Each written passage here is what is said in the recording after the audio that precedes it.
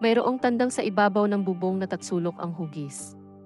Nagtatalo-talo ang mga kapitbahay kung saan babagsak ang itlog ng tandang. Saan babagsak ang itlog ng tandang?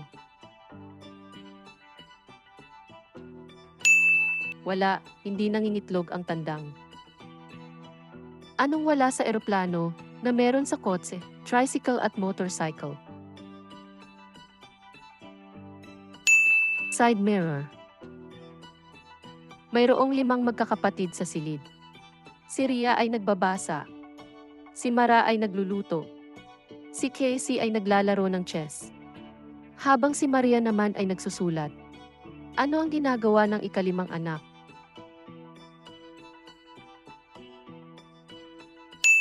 Naglalaro ng chess kasama ni Casey. May 3 pinto na kailangan mong daanan para makalabas. Kaya lang, sa likod nito ay may mga panganib. Sa unang pinto, may napakalaking apoy sa dadaanan palabas. Sa ikalawa naman ay mayroong babaril sa iyong 2 lalaki.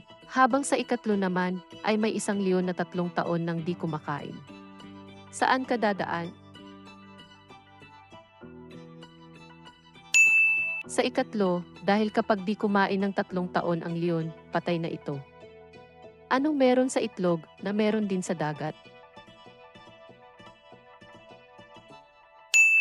Parehas mayroong shell.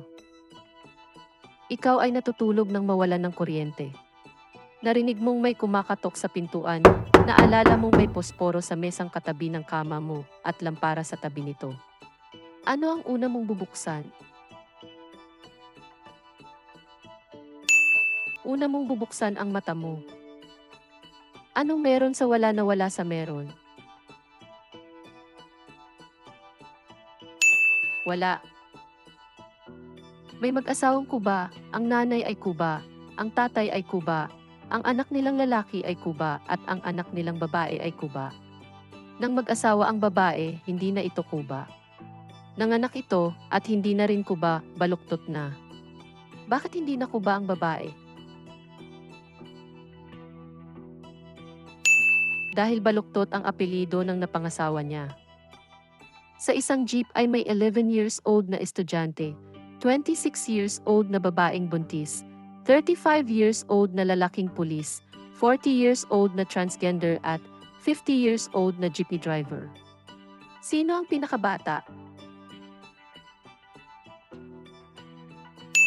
Ang bata sa tiyan ng babaeng buntis.